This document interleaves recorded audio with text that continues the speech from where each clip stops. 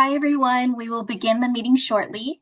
Please use the chat box to share your name, job title, and affiliated organization as more folks are coming in.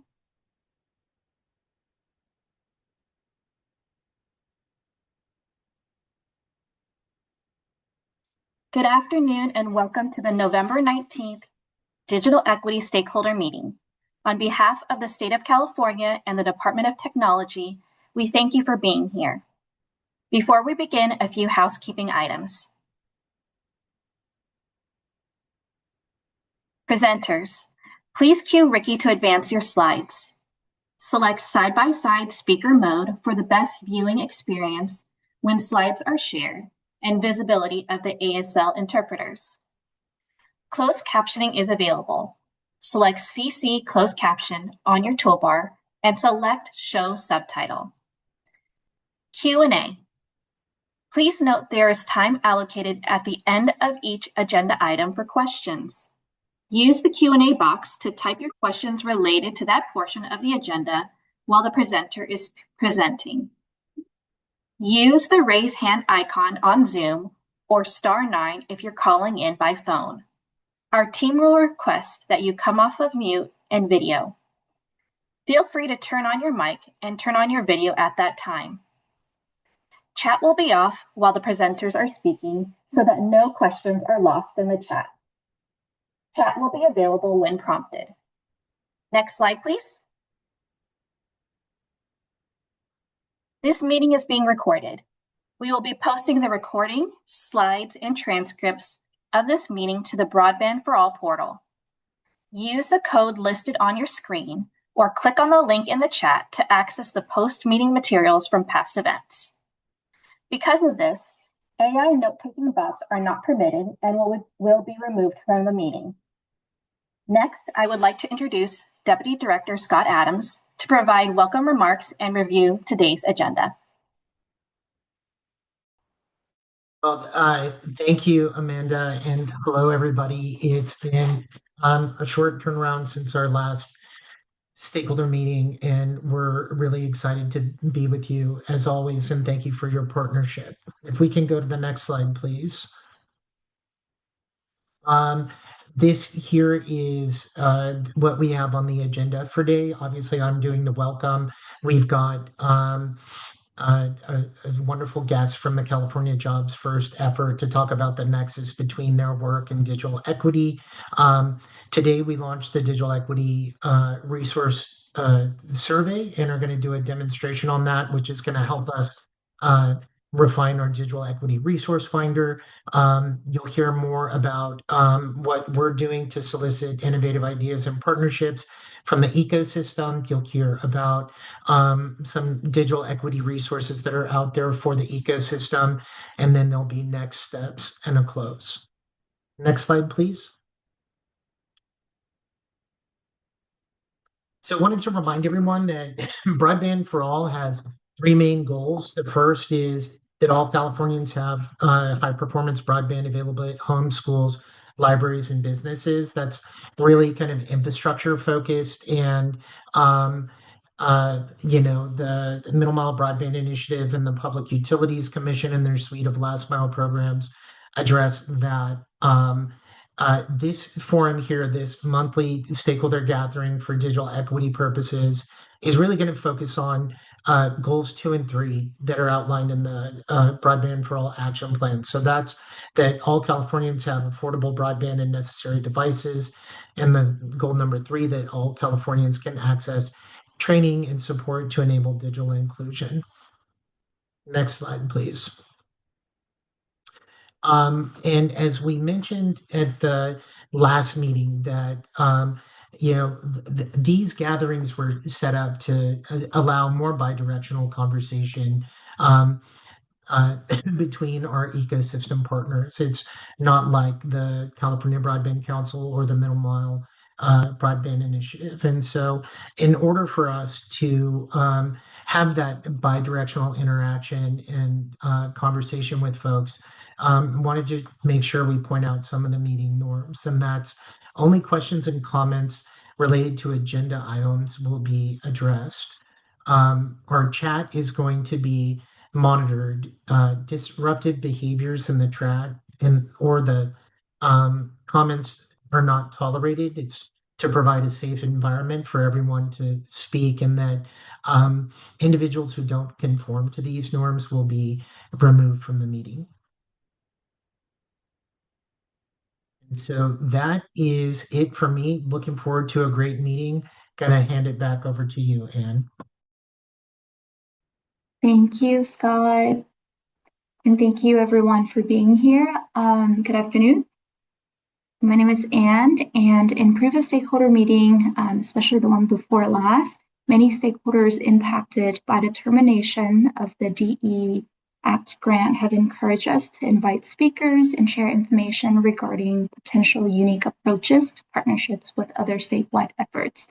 And with that, I'm pleased to introduce our guest speaker, Dana Stroud, Associate Deputy Director of Regional Engagement from the California Governor's Office of Business and Economic Development, also known as GO-Biz, who will talk about California Jobs First initiative, the nexus between Jobs First and digital equity efforts, and how interested parties can connect to these important regional collaborations. So with that, welcome, Dana, and thank you for joining us today. I'll pass the mic over to you for your presentation and leave room for questions at the end. Great. Thank you very much. And I appreciate being with you all today. I will admit, way back in the day, as the broadband consortiums were being established many, many years ago, I helped get the consortium started over in the Eastern Sierra. And so recognizing just how important broadband consortiums are, and certainly to see how far these consortiums have advanced in helping to ensure that broadband for all, is implemented across the state. So I want to give a shout out and appreciation for all the work that you all have done in leading the initiatives and really ensuring that broadband becomes such a critical part of I've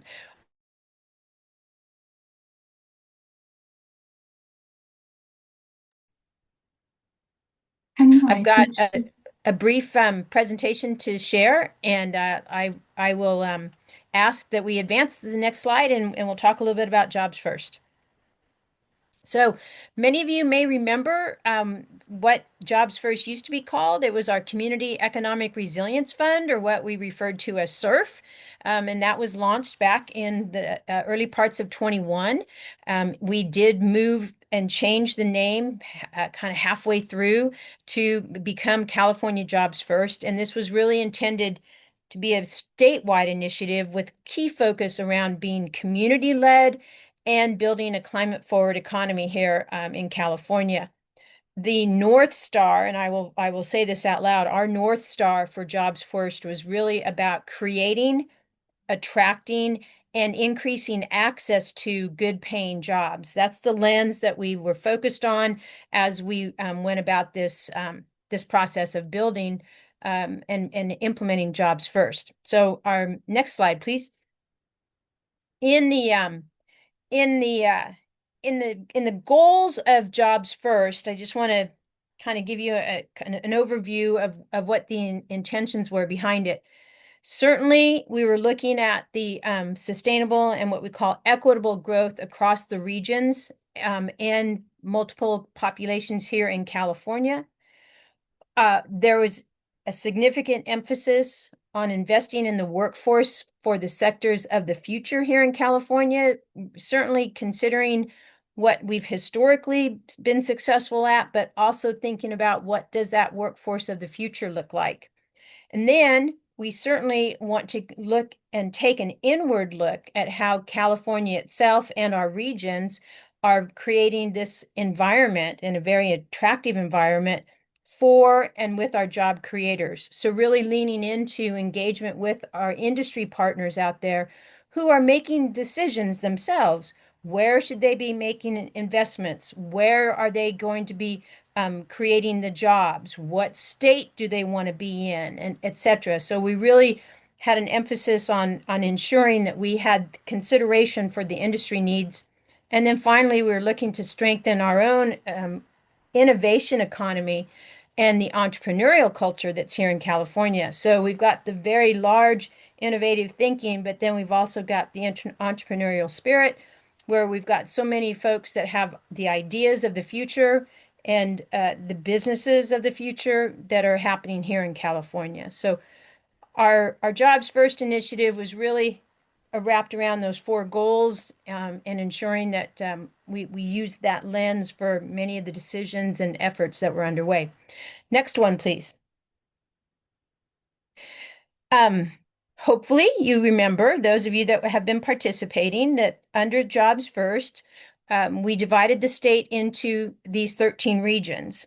And the 13 regions, many were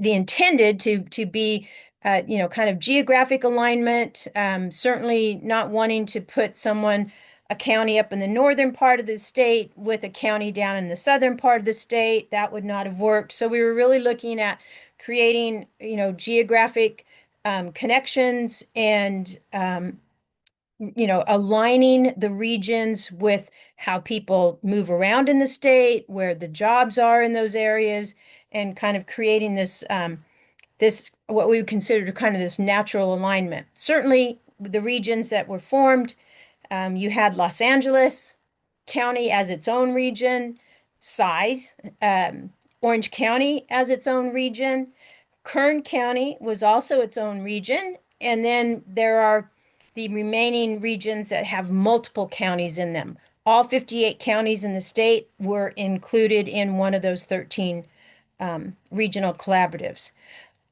The collaboratives themselves, they were formed on this idea behind inclusive community engagement. And through the planning process that these regional collaboratives undertook, over 10,000 Californians participated in these regional collaboratives, in these planning tables around the state. This allowed many community members and leaders themselves who may not have been involved in community or regional planning to actually have a seat at the table as these regions were developing regional economic development strategies. So regional collaboratives, 13 regions, multiple community partners participating in the development of a regional strategy. And it was those regional strategies that were delivered in September of last year. It feels like a long time ago, but it was September of 24 that we received 13 regional strategies from each of the regions. They used data and input to identify tradable sectors that they were emerging in their region, or where there were assets in their region to support the growth of these tradable sectors. They also identified some key areas where investment were going to be needed. The state took those 13 regional strategies and the input that was gathered through all those regional collaboratives, and we distilled it into the state's economic blueprint that was delivered in February of this year. Governor Newsom released it in February of 2025. It was quite a big deal, actually, in California for a couple of reasons. Number one, this blueprint is what was considered the first statewide bottom-up economic development strategy in the country. California didn't come into these regions and say, we think you should do this, or we think that this is what your region should be focused on. But rather, it was all of the regional participation and the community members who participated and the data that was accessed and utilized that helped inform those regional strategies. So it was truly a bottom-up approach to economic development strategies. The other part to this is that for California, this was the first economic development strategy in over 20 years. And so here we now had an economic blueprint that, in essence, gives us, the state, some direction to pursue for economic growth and viability here in California, while at the same time, the regions themselves now have 13 regional strategies All of those 13 regional strategies received what's called SEDS equivalency designation from our Economic Development Administration at the federal level. SEDS equivalency is a comprehensive economic development strategy. It's the first time in the state's history that all 58 counties have a SEDS equivalency document, and it is something that is utilized to help access some federal funding, particularly through our programs that are available through the EDA. So that was an added benefit to these regional collaboratives coming in with their regional strategies. So regional strategies in hand, state economic blueprint in hand, and they all were informed by each other. Let's go to the next slide.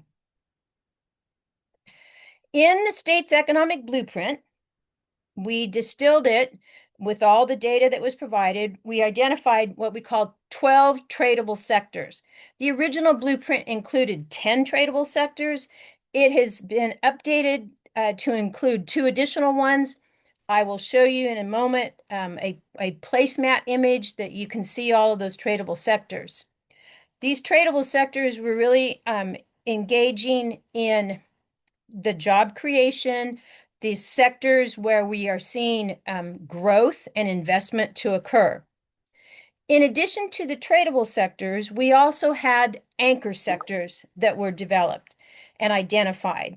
And I'll show you in a moment on the placemat what those anchor sectors have included. Community serving is where we focused on it, but they had sectors such as housing, healthcare, transportation, and broadband.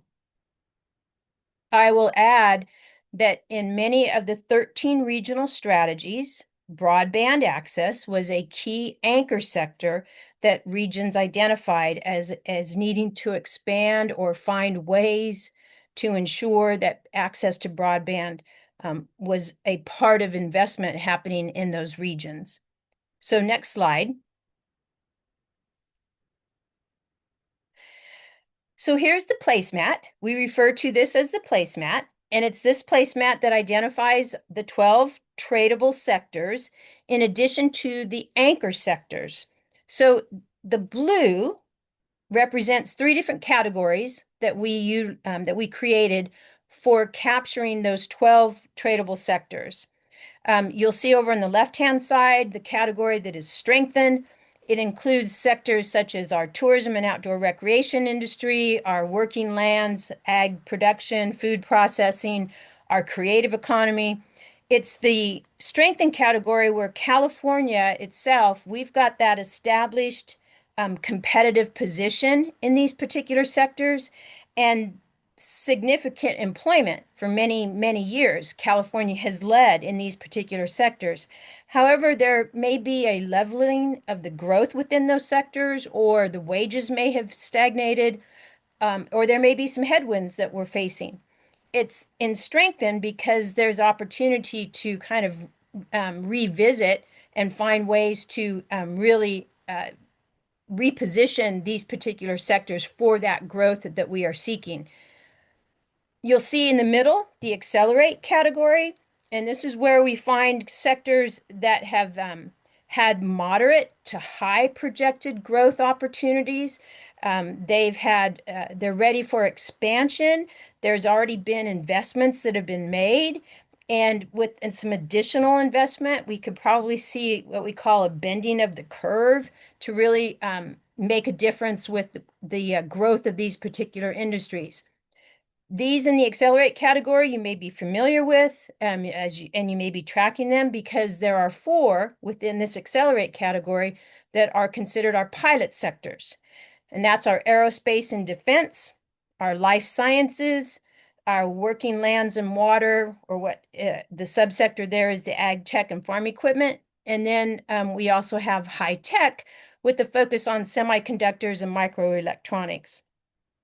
It's these pilot sectors, those 4 pilot sectors, that the state is approaching with an all-of-government lens and really looking to identify any barriers that might be preventing the advanced growth of these sectors and bringing in our state agency partners to really better understand how do we address these barriers, what are some of the incentives that we can look at, how can we really incentivize the growth that we are anticipating to happen with these sectors in the Accelerate category. And then over on the right-hand side is our bet category. These are these emerging sectors. They have already some significant investment underway, and they are of high strategic importance.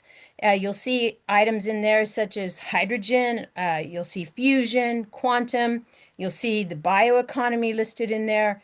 And it's these sectors that are extremely important to California's innovation ecosystem. At the bottom of the page, you'll see the orange category. And it's the orange category that identifies these anchor sectors. And you'll see in there childcare, healthcare, you'll see where we have infrastructure listed, and broadband is certainly included in that. And it's these regional anchors, these anchor sectors that they are critical, certainly critical, for supporting and attracting industry and or community activities. And of course, they may provide that quality and good paying jobs themselves. But as a category, we put them into the anchor sector because of this dual multi-role that they play in supporting economic growth in our regions throughout the state. So anchor is extremely important, but we considered them non-tradable or community serving as we move forward. So next slide. In bringing this together for today, the question was asked, how do our anchor sectors, how do they engage with our regional conveners or the regional collaboratives out there? And it's important to note that our regional conveners and our regional collaboratives, they are continuing to implement what are called activation plans. And it's these activation plans that have focused on key sectors within their regional strategies. They're going to continue to work to implement off of those activation plans. They're going to continue to work to implement off of their regional strategies. These regional strategies are not sitting on a shelf. They are all about implementation. And so when you go into a regional strategy, you will see some very specific project ideas in there or needs identified for projects to help advance those sectors that are identified in that regional strategy. I think what's really important for this group to understand is that because of this ongoing implementation effort, now would be a really key and important time, obviously, to really engage with those regional conveners and start to collaborate and think about the types of projects that you might want to bring forward and collaborate with regional partners on helping to implement, realizing that as an anchor sector, broadband is important to the growth and where there may be some leverage opportunities and or some creative financing opportunities to look at, now would be a good time to engage because the planning is complete. The planning is done. We're moving into the implementation mode now, and it's about those partners and it's about leveraged funding to help with implementation of either capital investment or program investment that is needed at that regional level. So I think next slide I think is the last. I want to point out a couple of notes here. That's my contact information, certainly, and the role that I have played has been with the regional conveners and the regional collaboratives. The state's economic blueprint is available on the jobsfirst.ca.gov website. If you haven't previously downloaded or visited or read the state's economic blueprint, I would encourage you to do so. Because within the state's economic blueprint, there is also what we call the playbook. And the playbook takes a deeper dive into some of into all of the regions actually, and the assets of the region and the attributes to the region, and a focus on the target sectors that the regions themselves are reaching out. Both the economic blueprint and the playbook are very helpful guides, is the way I would look at it, to help you kind of navigate and understand where there may be priorities and where there may be opportunities.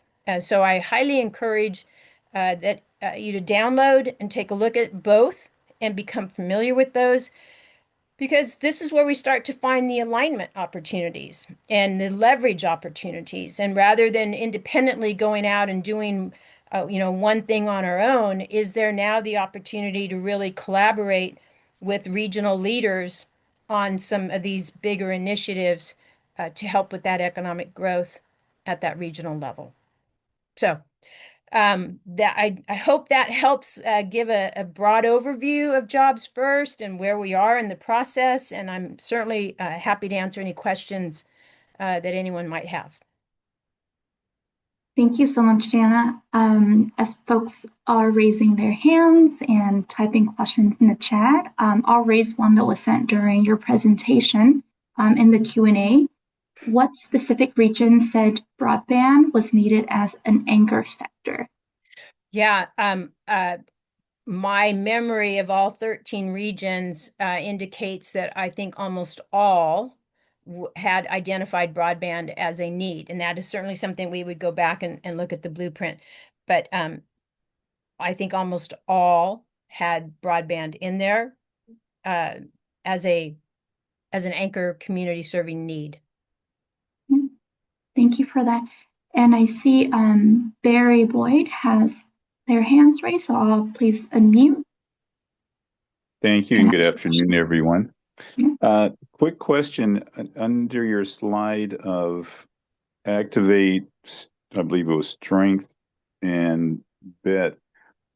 I may have missed it. What was the bet? And under it specifically, I have a question about hydrogen. So that bet category is one of the categories that we have created for kind of structuring the 12 tradable sectors that we are focused on.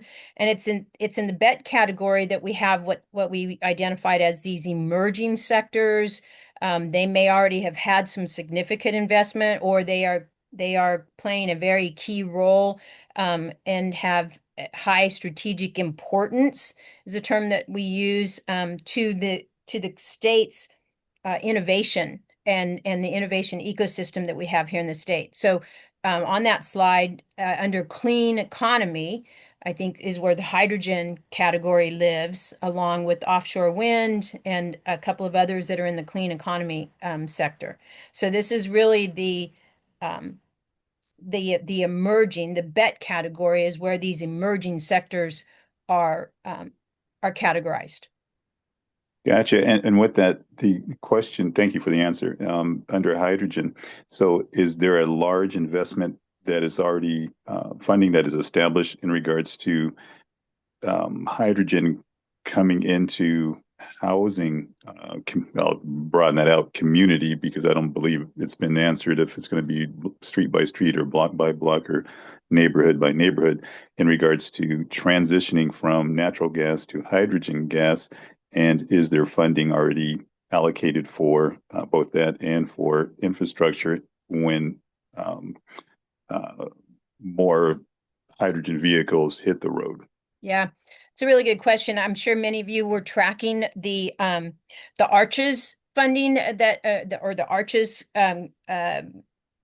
coalition that was created here in California that went after and applied for significant federal funding under the Biden administration, specific to the development of the hydrogen market and infrastructure in the United States. California formed a very compelling and comprehensive coalition of communities and leaders around the state to apply for that hydrogen funding that was coming out of the federal government. And California's coalition was awarded a I'm going to forget the exact amount. It was in the hundreds of millions of dollars. They were moving forward with what you were just describing relative to the hydrogen market development in California and what was the infrastructure that would be needed. They had identified a list of priority projects that they were targeting to start with. However, with the new administration, that hydrogen funding that was coming out of the federal government has been pulled back. And so there's some consideration now about, how do we move forward? There's how would I call it, science out there. There are techniques, there are processes by which, there's conversion to hydrogen. And so there's consideration for, how can we in California keep advancing that implementation and utilization of hydrogen as was intended by the coalition that was formed. So you might call it a kind of a start process that we are in relative to hydrogen. For that answer, Dana. I have two more questions for you. One is how can DE, digital equity practitioners, partner given digital access and literacy are seen as enablers and bridges to other job first anchors like education and skilled workforce? Yeah.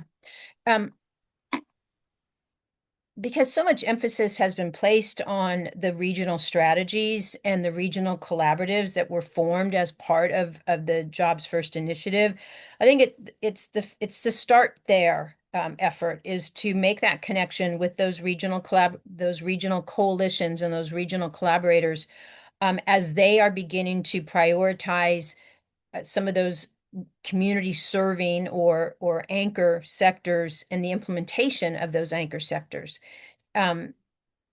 There's obviously that work to be done, but because this work is happening at that regional level, now is a very good time to actively engage with them.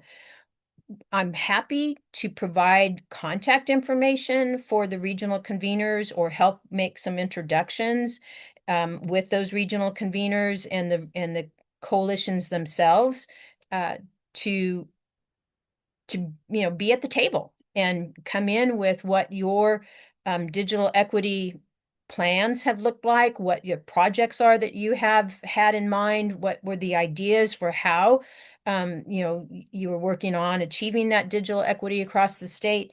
I think now is the time where we can start to find those intersections based on the work that's happening at the regional level. Thank you. I see two questions just got added to the chat. One is what is being done or how addressing farmer equity as more ag services and equipment become digitized and dependent on broadband, especially in rural areas where digital access is limited.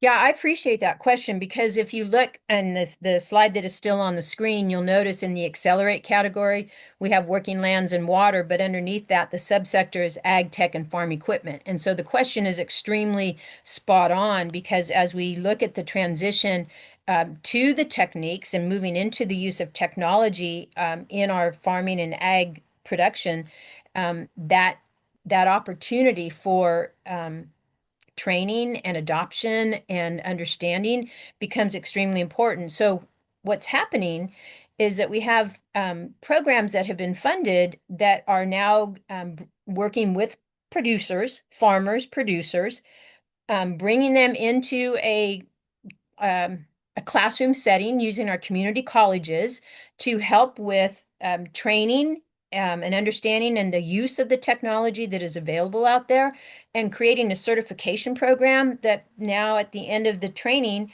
these workers now have the certificate to go utilize and operate the emerging technology that is being introduced here in the ag tech space. So there's a significant alignment between our ag workers, the integration of technology, and eventual utilization, because that's the trend that is emerging out there. And there is a there is a recognition that this training and this education is needed. And so we're really starting to see some of the community colleges provide, create programs. We know over in the central San Joaquin Valley, I think there's 8 or 9 of the community colleges there that have created their training. And most recently, there was another coalition that came together with Imperial College and Shasta College and another Central San Joaquin College, community college, to take that certification program and spread it north and south of the Central Valley so that we start to see producers and workers receive the training that is needed to operate the technology that is coming forward by the companies that are creating these new applications. Thanks, Dana. Eduardo in the chat actually phrased 2 questions. I feel like you may have addressed the first one in terms of sharing the contacts, but I'll just read both and you can clarify. Okay. In terms of potential collaboration with the Anchor Infrastructure Broadband Work Groups, do you have a primary contact for the broadband work groups per region? That's question number 1. And then second question, do you have any examples of funding that has been awarded under Jobs First and digital equity in any specific region? Yeah, I'm going to start with the second question first. As the state was moving forward with the Regional Investment Initiative, what we called the implementation funding, we had a bucket of funding of about $140 million we ended up with for projects. And regions could collaborate together and identify projects. We created target sectors that were eligible to apply for that funding. And it was those sectors, projects that aligned with the sectors in the Accelerate and the BET categories. So unfortunately, in the Regional Investment Initiative funding, anchor sectors were not eligible to apply on their own for funding. However, they could be a part of a project cluster that was in the Accelerate and BET categories. We didn't see any come in the first round. So because of where the priority sectors lived, anchors weren't directly eligible. But on the flip side to that, these 13 regions also received what we called catalyst funding. Each of the regions received $9 million under the Regional Investment Initiative to create, in essence, grant programs at that regional level. They each established their own protocol and priorities and eligibility, and each awarded the $9 million to hundreds of projects around the state of California. At the regional level, they could create as I indicated, they could create their eligibility. So we could go back and look at where there might be some of the broadband implementation that was awarded funding under that catalyst. I will provide a link here in a moment to our Zoom Prospector tool where all of the Catalyst projects are posted. And certainly, as I indicated, there were hundreds and hundreds of projects that were awarded by each region through that $9 million Catalyst funding that they received. So not direct funding via the broader implementation grant, but under the Catalyst funding, there may have been some projects that were funded. And I'm going to forget Q1. Sorry. It's okay. I can repeat it. In terms of potential collaboration with the Anchor Infrastructure Broadband Work Groups, do you have a primary contact for the broadband work groups per region? Yeah. I don't think that as a region that they specifically identified a broadband lead. in that regard. What we can start with is the regional convener itself, who has the participation list of all of the community members and all of the organizations and entities that participated. And we could collectively probably define or find the regional convener, would identify as that initial broadband connection. Thank you for that. One last question. I think folks have been holding to ask you a lot of questions. That's Many DE practitioners see digital equity as a social determinant of health, seeing that healthcare is also an anchor sector. Is there opportunity for collaboration there? Yeah, I'm going to kind of go back to the original consideration in that if a region or regions identified that there is a need for and support for some initiatives around healthcare, let's recognize that many of our rural areas are starting to be dependent upon telehealth opportunities. And certainly telehealth is directly connected to access to broadband. And so there's a direct link, between healthcare and access to broadband. And I think this goes back to those regional collaborators around how they are prioritizing and identifying projects to prioritize to help bridge whatever gaps might be existing out there, and literally prioritizing it at that local and or regional level. Thank you, Dana. And my apologies, Barry. We are a little bit over time. So we're hoping to, if you can put your comment in the chat, we will address it, or Anna will address it in the chat. And I see that Deputy Director Scott Adams came off mic, so I wanted to give the mic to you real quick.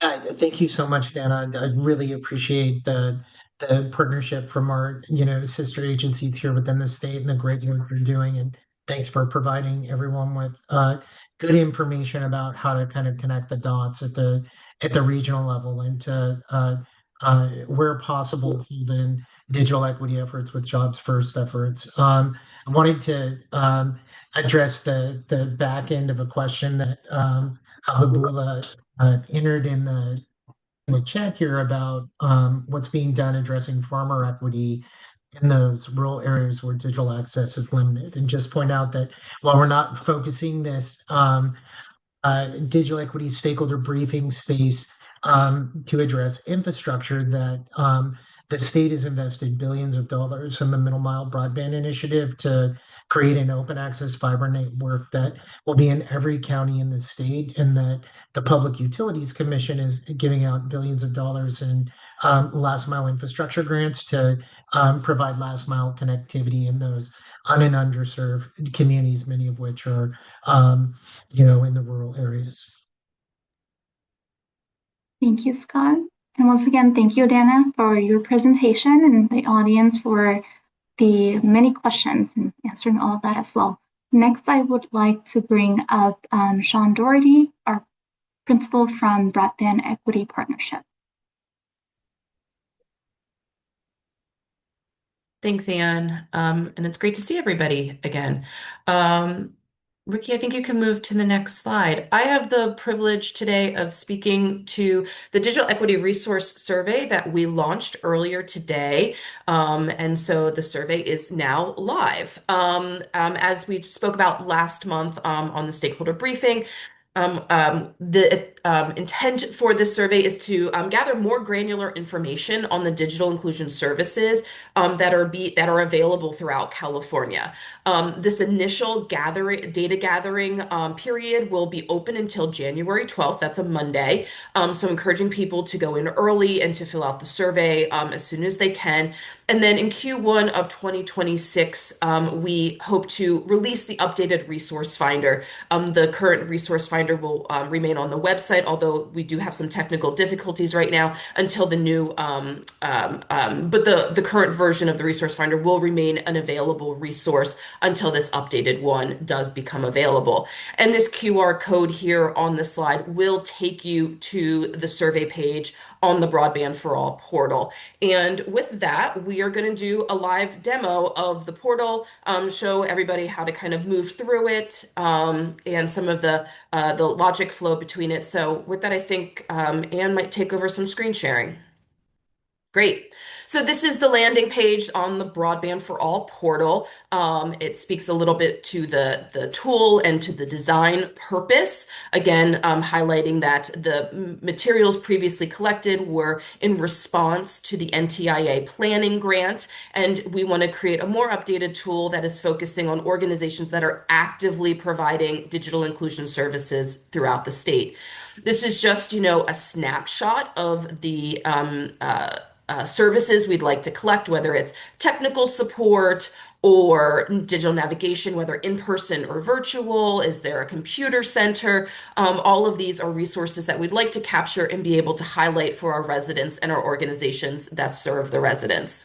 Again, entities that should complete the survey, or nonprofits, government agencies, experts. If you provide a digital inclusion service, we're encouraging you to respond to the survey to be captured in the new resource.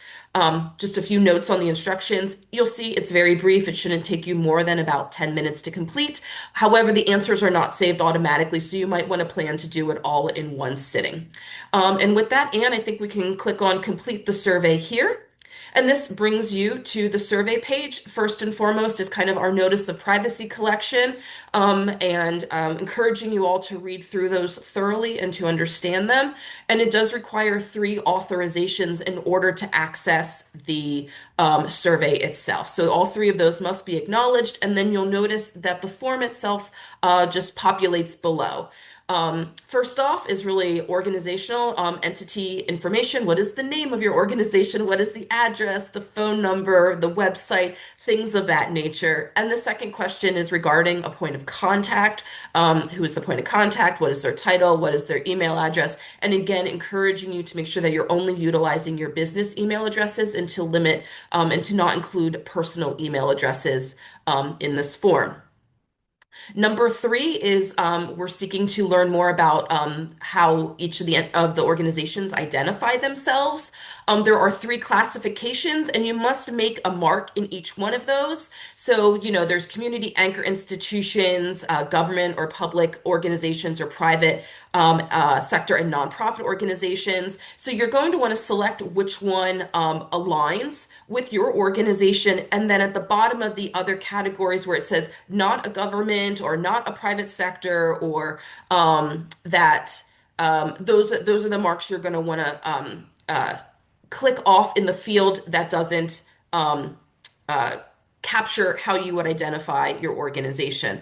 One other note that I do want to make is if anybody is here from an ISP, an internet service provider, we do want to learn more about whether or not you offer a low-cost offer. So that's just an additional question that pops up for our internet service providers. So Anne, I think we can keep moving down a little bit. Question number 4 is identifying what services your organization provides. Please click all that apply. There's no limit here, right? And that's what we love to see, organizations that do everything, and that's wonderful. And then, that's really important to us. What services do you provide to the community? Then we get a little bit further into service location. So do you provide services statewide? Do you provide services for a specific county or city? And if you click on county, all the counties will populate below, and you can clearly, mark off, whether you're in LA County or Orange County or Fresno County. And so you're able to, again, mark as many service areas as necessary. If you click on citywide, you're going to want to click on the county first, and then the cities within that county populate below. So, YOLO, Ventura, all of those, as you actively click and unclick, those cities will become available for you to identify. And then on question 8, we're looking at whether you provide services virtually or in person or both. If you click on the virtual one, we're looking for maybe possibly more another website that might be great for us to have access to want to include on the Finder. But if in person, we're really interested in knowing what are those in-service locations, because they may differ than your headquarters. You can include up to 5 physical locations. And if you do have more than 5, we actually have a bulk upload form. So we're happy to provide that to you if you happen to have, a location in each county or in a large number of cities. We're happy to work with you to kind of bulk upload, and we can give you that sheet so you don't have to kind of go in here and repeat this process. So again, up to 5 physical locations. And then it'll ask you the question, do you want to add another location? Do you want to add another location? And the kind of the logic model follows like that. So then we get into program fees and really inquiring, are your services free? Is there a charge? Is it over 25? Is it under 25? Just trying to gather a little bit of information there. And then also learning more about the populations or the individuals that your organization serves. Does your organization serve individuals at or below 150% of the federal poverty level? And if you click yes on that, a lot of the other covered populations that we've tracked within the SSTEP will populate below: aging, veterans, ethnic or racial minorities, to again gather a little bit more data on that. And then, of course, language accessibility is very important to us. So we really want to understand and know what languages your services are offered in. So here are some of the most popular languages as identified in California, but there's always the other box if you serve people with other languages as well. And then this final section on the form is really about, instead of providing services to individuals or to residents, it's about providing services to other organizations. Do you support other organizations in, train the trainer modules or collective action, or wanting to, possibly look into partnership opportunities? Again, encourage you to select all that apply here and how you work with other organizations. And then the final question is, does your entity, charge other organizations for those services? And a yes or no on that. And after that, you can hit submit and you'll get an acknowledgement form on the screen, and we will receive that in the back end of the site. So Hey, that is, Sean, yes, sorry about that. There was a couple things that I was hoping you could point out to folks when we go to sure. the service area that were in direct response to input we received during the last stakeholder meeting. And Oh, so, yes, I went by it. I'm and if you sorry. go back there, Yeah, if you go and scroll down, I think it's 5. Yeah, number 5. yeah, Yeah. Thanks, Scott. Yeah, we have 2 other options here around specific public housing developments or specific school sites, acknowledging that there are some services that are offered to, whether it's to students or parents at a at a school, or to residents of a particular housing authority or building. We want to be able to capture all of that information as well. Thanks, Scott. Forgot about that. yeah. And Ian, thank you very much. I see my friend Abraham here from Hoopa. I'm not sure if we covered, there's also a section where you can click on if you provide services to a specific tribe or multiple tribes. Yeah.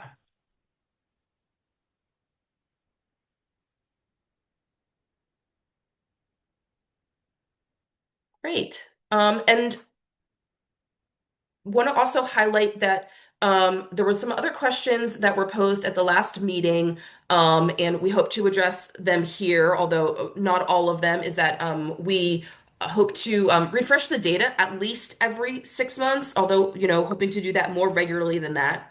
As noted in the disclaimer language, organizations can revise or update their data at any time by reaching out to this email with update data, and we'll be able to go in there, whether it's a new website or your hours of operation change. Really, we want to keep this data as fresh and as accurate as possible. So we encourage this as much as possible. And then once we have the new resource finder live, we actually hope to have new organizations be able to be added throughout the year. So it won't just be like a one period of time of collecting new organizations to put up there. We hope to integrate an evergreen add organization button to the new resource finder. And then I think lastly on this topic before we open it up for some questions is, and so you can go to the next slide, Ricky, sorry. If there's anybody here from coalitions or consortia or larger umbrella organizations, happy to do this demo for you. So just reach out to that email address and we're happy to coordinate. So with that, I think Scott's going to come back on screen too, and maybe Anne, and see if there's any questions that have come in through the presentation. Thanks so much for that, Sean. Folks are already adding in questions in the Q&A, so I'll just start while folks are raising their hands. The DE resource survey announcement email said that only one submission per organization will be accepted. So for large organizations such as counties, will separate agencies be allowed to submit individual responses, or will only one submission for all of the organization's agency be required? I think, Eric, that's a good question. Any chance you can come off mute and clarify? I think I get a sense of that, but within the county, like, could you give us a couple examples to determine how we would potentially work to capture? Absolutely. Yeah, so an example would be our county library system offers its own set of programs and has different service areas that might be different from what my department offers or other departments within the county might offer. So if the organization is deemed to be Los Angeles County, then we would have to consolidate all of the possible programs into one response. So just trying to understand what the kind of your ideal definition of how far down in an organization you would like to see that confined to. Yeah, I think, we would really, I think want to work with you to do whatever comes best. If it makes sense to have um, an entry for each different department, like say Department of Aging Services and Department of Veterans and libraries, or county Office of Education, that it doesn't all have to be like LA County on behalf of all of those. I think it would probably be more helpful to have the individual agencies um, provide information themselves, and particularly where there's in-person services for each of those and more than five, we would be willing to work with the individual agencies to do a bulk upload so that we could get, like, for instance, if it were the housing authority and there were digital inclusion programs at multiple housing locations, making sure that we get all those housing locations in there. Thanks, Eric. Would you like to ask your second question as well?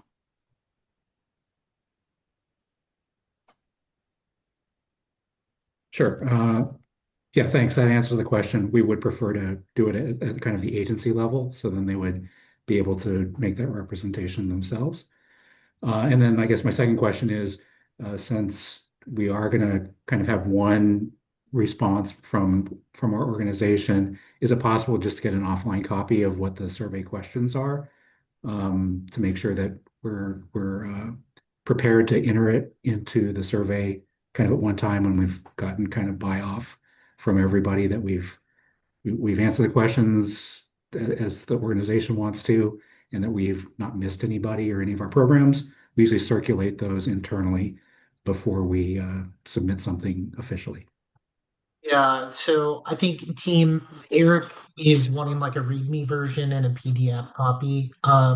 Yeah, we can absolutely get that up, and we'll try to get that up right away and send it out with the thank you and follow-up email to this meeting. And again, when it get it, we'll post it online if there's an appropriate place to post it. I think, Eric, one thing I would suggest too for an organization as big as LA County, if there were like a county department, service or county department directors meeting, and you wanted us to do a demonstration of how to use the tool, we'd happily do a quick 15-20 minute presentation as well.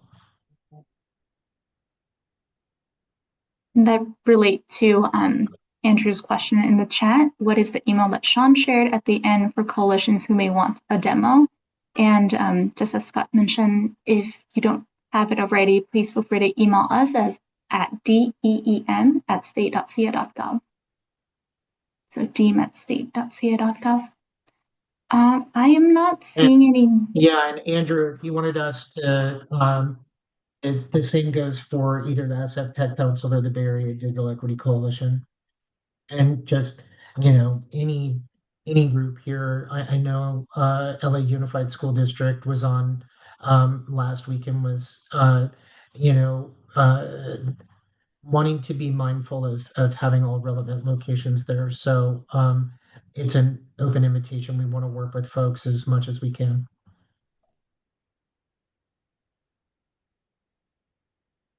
Thanks, Scott. Thanks, Sean. I am not seeing any more questions in our chat or Q&A, so I would say, well, maybe I speak too soon. Nope, it's not a question. Thank you so much. We can wrap up this portion. Sean, anything else to share? Nope, just thank you. Awesome. Well, next I would like to bring up our OBDL Broadband Administrative Officer, James. Yeah, thank you, Anne. And thank you, everybody. As Anne said, my name is James Spencer, and I am the Administrative Manager of the Office of Broadband and Digital Literacy. We appreciate your partnership and engagement, and thank you for joining us today. Next slide, please. So at the Digital Equity Stakeholder meeting last month, we talked about centralized services and how we can continue to support the ecosystem. A lot of those items fall into these broader buckets here for innovative ideas and partnerships like broadband adoption, digital literacy skills, navigation training and services, device and device ecosystem, online educational and workforce development resources, digital equity data, and collective funding action. And so we've been working with our internal CDT team to determine the best solicitation vehicle for the release, like as a request for innovative ideas or potentially a challenge statement.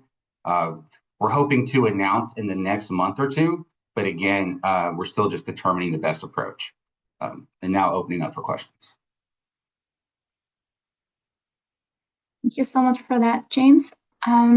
Looking over our Q&A and questions in the chat, I am not seeing any, but maybe give about 15 seconds for folks, or if Scott would like to clarify any.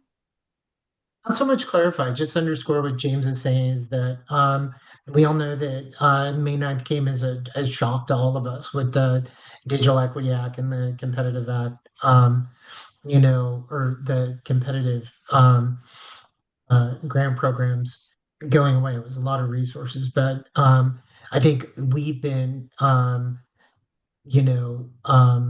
very much hardened and strengthened by a lot of the, different suggestions and just the moxie of the ecosystem here and the willingness to continue to move forward and move ahead. So,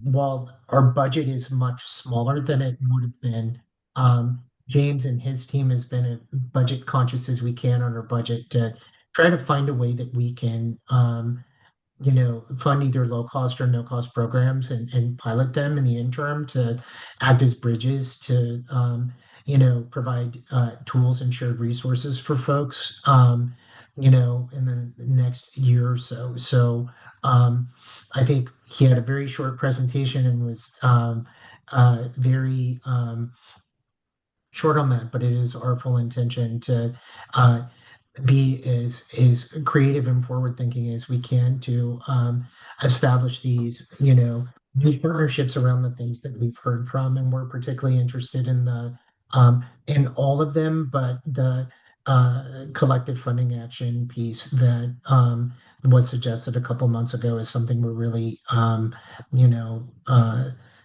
looking into and moving forward, and are going to be eager to share some ideas with folks in the next month or two. I wasn't sure if you're addressing Peter's question in the chat, but it's exactly that. What is the procedure for working with the state on collective funding? Thanks for the question, Peter. It's to be determined.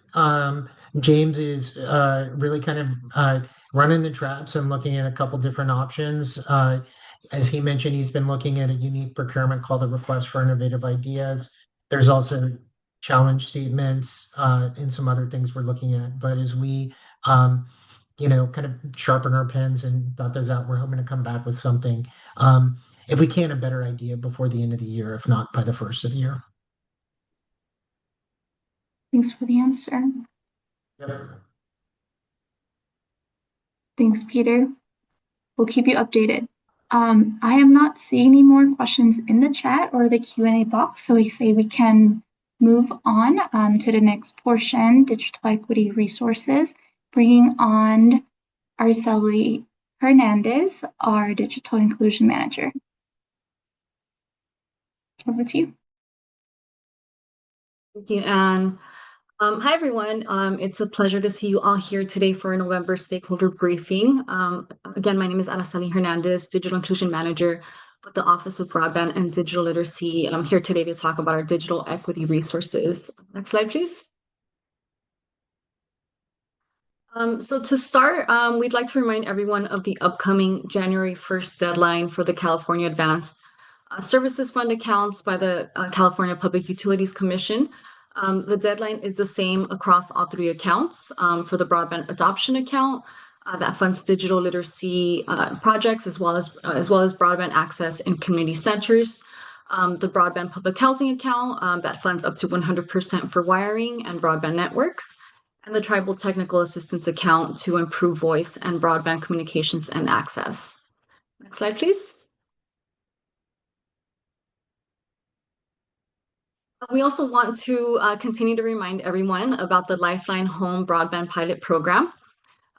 It's set to launch in January of 2026, which is the first quarter of the new year. The Lifeline Home Broadband Pilot Program will be reaching up to 4.3 million eligible households across the state to obtain either standalone broadband with the $20 per month subsidy, or a $30 monthly subsidy for bundled service for both broadband and voice. There is a $39 reimbursement for new connections per household, and there are some minimum service standard requirements. Next slide, please. So the NTIA recently announced a program update related to tribal broadband connectivity. This grant funding opportunity aims to better serve tribal connectivity needs and connect as many tribal households per possible. The NTIA intends to launch the Notice of Funding opportunity in the spring of 2026, and it will streamline the tribal broadband connectivity program and the native entity set aside from the Digital Equity Act. In the right-hand corner, you'll find the QR code, which will direct folks to the press release, which has a few more details. Slide, please. Right, and here we have the Digital Equity Ecosystem Event Calendar. This was a request by stakeholders across the ecosystem. So CDT created a new tool, this event calendar, that will be shared to support our partners in promoting digital equity related events across the state. Here, I'll be turning it over to Anne, to my colleague, to provide more information and to walk us through the process. Thanks so much, Araceli. And I'll be sharing screen in a little bit again, and pointing out on the screen, you see that I'll lead you through the survey, which is the left screenshot. The public shared calendar is shown here to the right, and our staff has added also the link in the chat, so if you'd like to follow along there as well. So without further ado, I'll just bring us over to that screen real quick. So a lot of you have actually requested this in the past, and so we're very excited to launch our California Digital Equity Ecosystem Event Calendar. And it is meant to support partners to promote their DE-related events across to other partners across the state of California. So organization may share this information by completing the form below, and we'll go through that in a little bit. But please do note that events submitted will only be considered for posting if they are specific to digital equity. And here are some examples that we're categorizing as that: broadband adoption, digital navigation, digital skills training, and that it is located in California. So events outside of this purview will not be included. And just some processes, the event information will be reviewed and considered within 5 business days of submission. Something to definitely notice and take note is that the published event information does not imply or signify endorsement by the California Department of Technology or the state of California. And just really quickly, the form includes very basic details. The first section are information that we will publish on the calendar, such as the sponsor or host organization name, the event name, event description, date, time, whether it's in person or virtual. By selecting that, you will have an option to add in the related fields, so the Zoom, Teams, WebEx links, or the in-person address. Again, we would like to know if the event has a website or URL, people can find more information, or the event contact email if folks have more questions. And the last part, this information will not be posted online, simply for us to reach out if we have any further questions. So the submitter name, submitter email, and phone number. And with that, once you have submitted the information, folks can view the public shared calendar here. We added 2 test events for you to see how it could look like. And one here in the past was an event that we participated in. And then, of course, today's GE stakeholder meeting. So just an example, you can copy to your calendar, click more details to see more about the event. And of course, you can add this entire calendar, Google Calendar, to your own by clicking Add to Google Calendar. When we have more events to show, you can click on Schedule and be able to see the list of events that are taking place, or month view or week view. So I'm really excited to launch this today as well, and let us know if you have any more questions.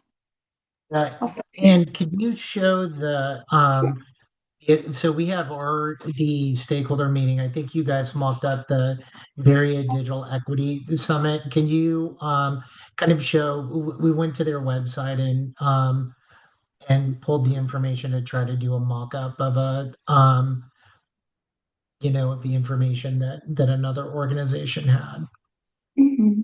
Yeah, so this event was an in-person event. So we were able to include the date and time, as well as the physical location, and use a blurb. We limit to 500 characters, so this is about that length for, easy, digestible information and the link to find out more. So you can definitely go here and click. I know this event has passed Andrew and Carla, but it was such a great website that we want to show you all.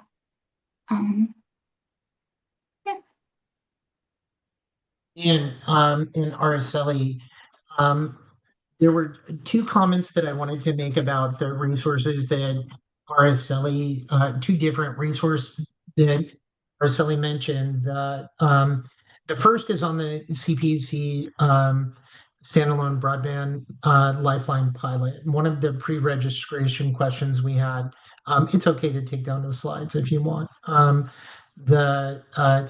asked if we had any information on the providers that were participating in the program. We currently don't. We reach out to the PUC. Right now, they're accepting proposals from different providers, and so the list isn't ready. But we're hoping to have someone from the PUC Lifeline program at next month's meeting or at the January meeting. Araceli's working on scheduling that.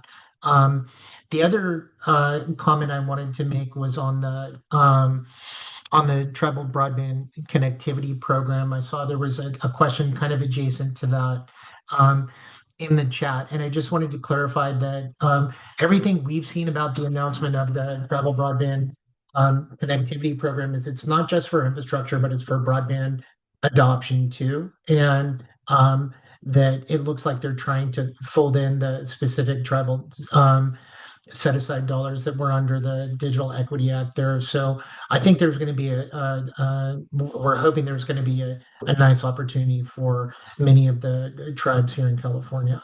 And then I think there's one other question I saw related to that. Abe, did we answer all of your question, or was there another part of the question? To have Abe goes unmute as well, but the second part was capacity grant off the table as well? Yeah. So at present, um, you know, the CalDEP program is suspended, and we have not heard of any developments that would counter the current administration's termination of the digital equity capacity grant.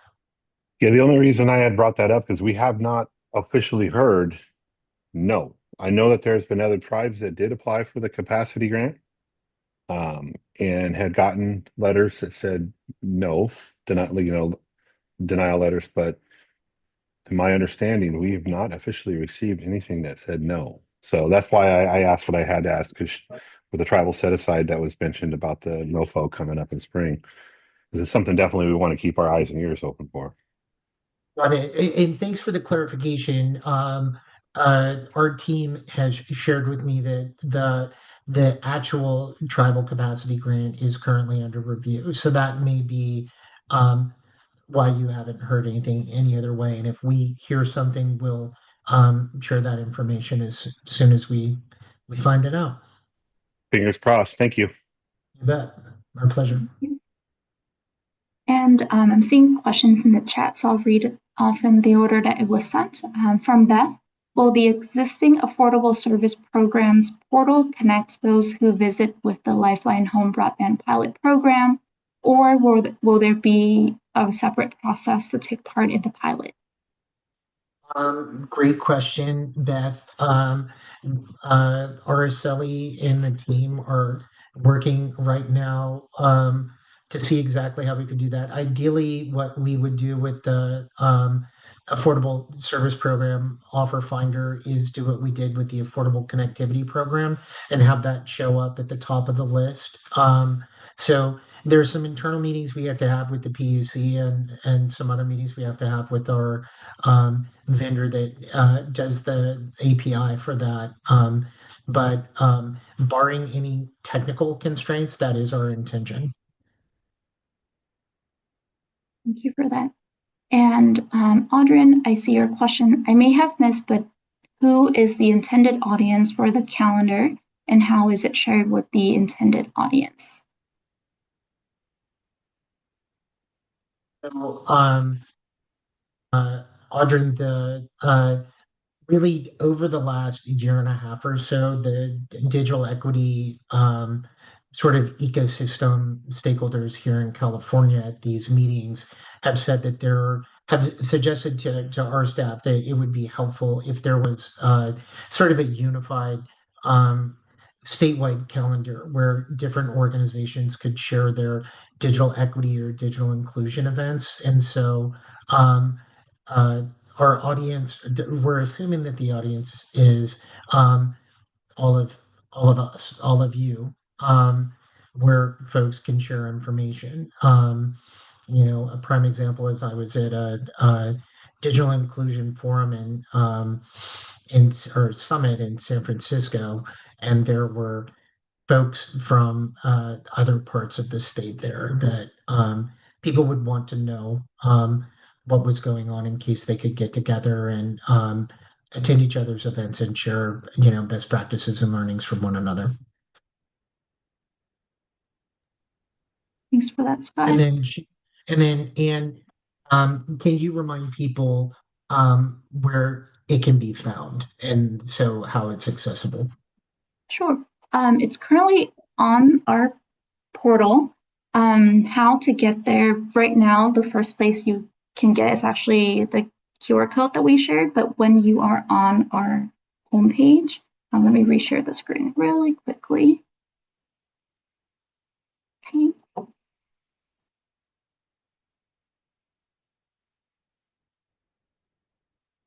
Say you're brand new to the broadband ecosystem and you're on our homepage. There's two ways to get there. It's under our What's New section at the moment. And you can also get there through About, events, if it loads, and this link right here, California Digital Equity Ecosystem Event Calendar, lead you to the form. But on this page, you can click on the first hyperlink on the page to open the calendar itself. So I hope that helps. And when you're here, if you click Add to Google Calendar, it will save on your Google Calendar without you having to navigate through all that to get here.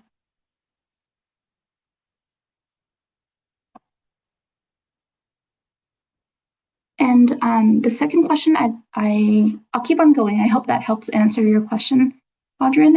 But Eduardo, in terms of uploading the calendar, a PDF flyer, I think the link is more accessible just because folks can navigate to your site, whereas I don't think a PDF flyer would show up well on the card.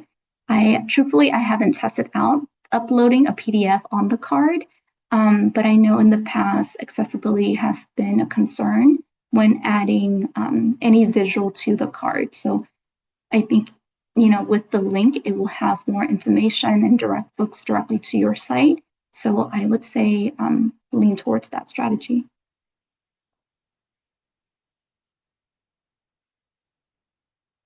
All right. I am seeing no more new questions in the chat or in the Q&A. Araceli, do you have anything to add? I think we covered it all. Thank you so much, Anne. Thanks, everyone. Thank you so much. Oh, I think Beth has another question and about the portal survey. Beth,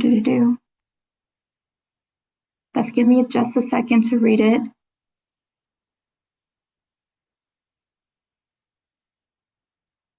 I think we can answer that if you're okay with staying. We have some time and we can answer any questions at the very end. So let me move us towards the end of the agenda really quick, and we can take that questions at the very end if that's okay with you.